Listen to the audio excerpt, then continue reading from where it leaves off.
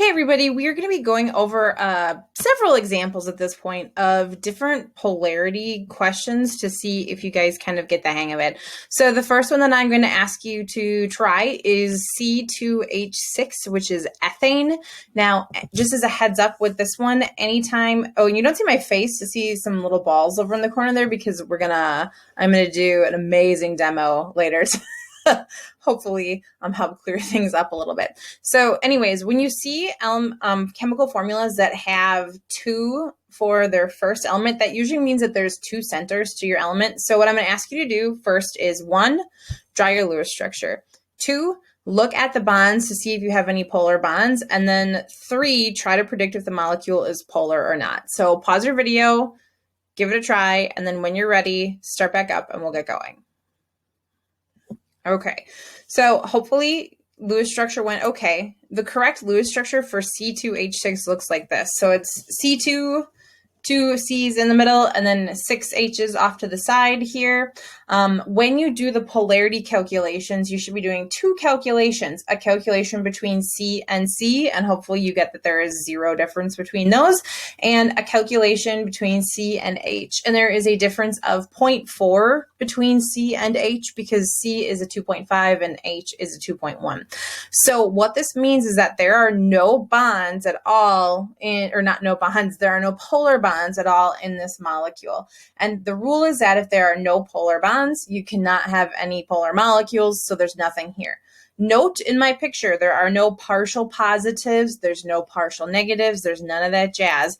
And if we look at the electron density diagram here, it's all green. So it kind of just looks like a big blob. But the idea is that since there's no polar bonds, all the electrons are kind of evenly distributed around all of the different elements. And so you get this green, relatively neutral electron density map.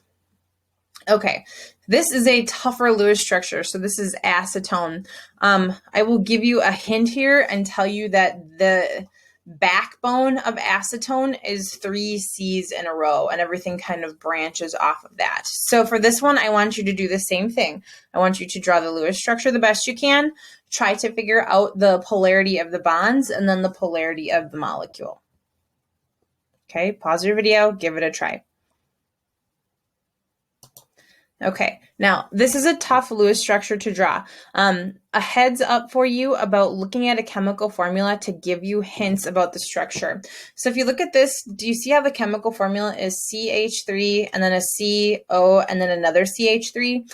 Anytime you see CH3, that means that the end of your molecule is going to have a C with 3 H's on it. So here's the CH3, CO, and CH3. Okay, so if you didn't get your Lewis structure right, try to work with this one. Otherwise, again, like I've said, you don't get double jeopardy points for getting a wrong Lewis structure if you do everything else correct with that Lewis structure. So partial positive and negative charges in this case, there are kind of a little bit more for calculations that you have to do. You have to do the C to H calculation, C to C, and C to O. And just like before, C to C is nonpolar and C to H is nonpolar. So these don't get anything special. However, the C to O bond is a polar bond, or is a dipole, like they call it. And what happens is because O has the higher electronegativity here, O is going to have the partial negative charge and C is going to have the partial positive charge because it's the lower electronegativity. And so in that case, what we have is we have a mix of nonpolar and polar areas. And when that happens, you get a polar molecule. And if we look at the electron density diagram for acetone here, you get kind of this electron dense area here, and then not a lot of electron density down here. It's relatively neutral. So even though we maybe don't have a very distinctly positive end and a very distinctly negative end, what we have is a very negative end up here, and then we have nothing here. And polarity happens when we have differences in charge around the outside of our atoms. So if we look here, there's definitely an electron dense area, and then nothing really down here, and that causes us problems. Okay, it's not really problems, I should say. It just makes it polar. Okay. Water. You better get this Lewis structure correct. So pause it, see if you can figure out the partial negative and positive charges, if there's any polarity in the bonds, and then figure out if the molecule is polar. Okay, Lewis structure for water. Easy peasy. If we take a look at it, we have 2 unshared pairs and 2 bonds on our central atom. If we take a look at the bond polarity, we end up in a situation where the O to H bond hits that threshold of being polar. Off the top of my head, I think the difference is 1.4 for the O to H bond. So this O to H is polar and this O to H is also polar. So O, because it has the higher electronegativity, gets the partial negative charge, and H gets the partial positive. Now, if you think about your Vesper shape, like I said, this is probably the most common question they'll ask you. They'll say, what is the Vesper shape of this? This, even though it looks linear, is bent, okay? Because it has 4 electron dense areas and 2 bonds. So here now, are my little molecules. And we're going to take a look at these now. So this is where hopefully these work and I don't make a fool of myself. We'll see. Okay. All right. So each of these that we have here, imagine you have H's down here and then an O here. So what I did was any area that is pretty electron rich, I turned red color, and then places that are not electron rich, I turned a blue color. So these are blue and this is red. Now, in the case of H2O, the polar bonds here make this a polar molecule because of the shape. So if this were a linear molecule, which it's not, but let's say it is, if this were linear, okay, when we consider polarity, what we do is we look at the outside of the molecule. So if this were a linear molecule, the outsides, kind of where my fingers are here, those have the same electron kind of density to them because they're identical bonds and they would both be partially positive on the outside.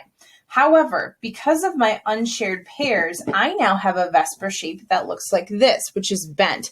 And what happens then is now, because there's unshared pairs kind of occupying this space up here, if you think about this being a tetrahedral, there's 2 pairs of electrons up here. What ends up happening is now I have to pay attention to the middle. So now when I look at my charges, I have a bottom part of my molecule that's partially positive and a top part that's partially negative. And so the electron pairs really kind of create the polar molecules that we're talking about because they take away the symmetry of the molecule. And you might say to yourself, Adimeier, if I draw a line down the middle, that is symmetrical, not in Vesper terms, okay? So if there's unshared pairs, it's not a symmetrical molecule. So here, this linear would have been symmetrical. And that's actually what you see in carbon dioxide. Water, though, because water has the bent shape, that is going to take on that polar characteristic. And here is kind of where my ball molecules idea came from. Okay, so we're going to move on to ammonia, NH3. Pause your video, draw the Lewis structure, figure out the bond polarity, and then figure out if the molecule is polar or not. Okay, when you're ready, start back up. Okay, NH3, Lewis structure looks like this. Most people draw it this way. Sometimes maybe you'll draw the H's down at an angle here or something like that. But when you look at this, remember that this has 4 electron dense areas. So this is not a T shape because you draw it in a T shape. This is a trigonal pyramidal molecule. And so remember, that's the hard part. When we do all of this work, you have to take this flat picture and transition it into a 3D picture in your head. So that's where knowing those Vesper shapes and being able to look at a Lewis structure is really important. So if I do my considerations for my polar bonds or not polar bonds, what ends up happening, oops, and it looks like I'm missing one down here. We should have a partial negative at the N and then 3 partial positives. Let me see if I click. There we go. 3 partial positives at the bottom. And I'll go back here. Okay, so if I look at this and I think about it as a flat structure, it doesn't really necessarily make a lot of sense because if I look at this, I'm going to kind of throw this in here. If I think about this like a T here, Okay, that doesn't work. But this isn't a T-shaped molecule. What this is it's trigonal pyramidal.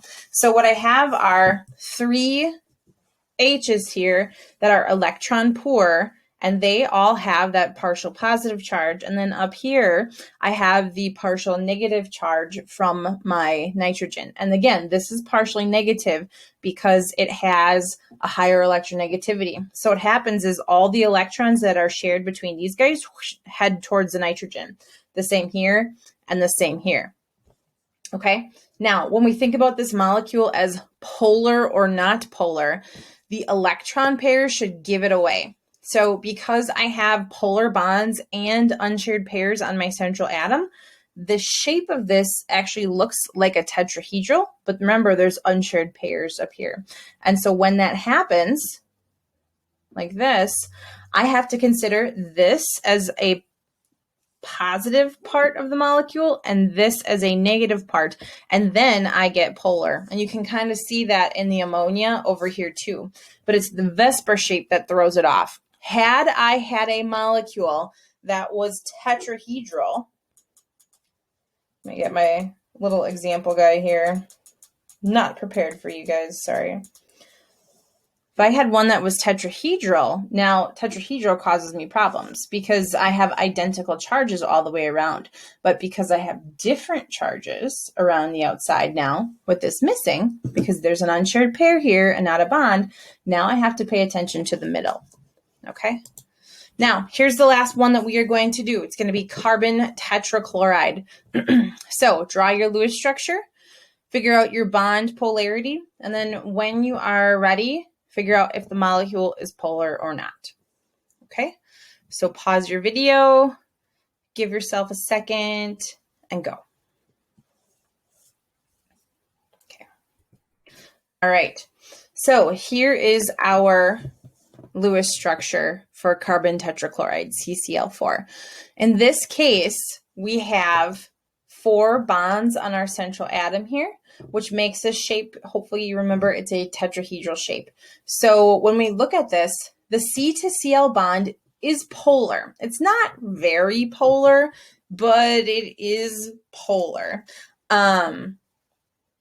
So when I think about my partial positive and negative charges, I have partial negative charges on every bond around my central carbon. So everything is polar, okay? So every bond is polar here. And I got to turn the lights on because this is not a very polar bond. So I'm just going to change the color for dramatic effect here. Give me one sec. Amazon for the win here, guys.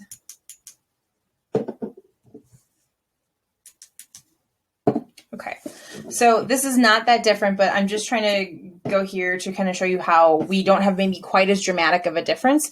So this is that trigonal pyramidal shape that I talked to you about. However, when we talk about carbon tetrachloride here is tetrahedral. So what ends up happening is that there is this partial positive tucked in the middle, but if I pay attention to the outside of my molecule only, not the part that's tucked in, but the outside only, it's all the same. So it's negative, negative, negative, negative, because the middle is protected by this bond up here. Okay, so because of that, carbon tetrachloride is in fact not polar.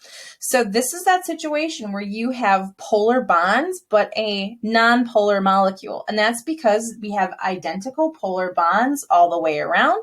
The electrons are hanging out here, okay?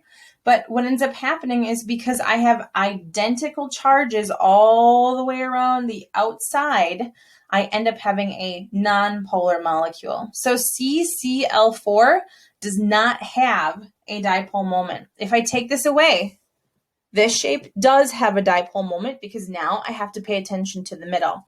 But now with this here, sorry, I'm moving this around, now the middle doesn't matter. Okay, so the unshared pairs on your central atom, what they do is they expose the middle, and then you have to consider that for your polarity. So when we talk about the symmetry of the molecules, this makes it what we call asymmetrical. And so you can see in carbon tetrachloride, you've kind of got it here, we have this positive center, but the negatives are identical all the way around the outside. And so we have a nonpolar molecule. Okay, So you're going to get some time to practice these. If you have any questions, please show up in a Google Meet and we'll get things cleared up. All right? Good luck.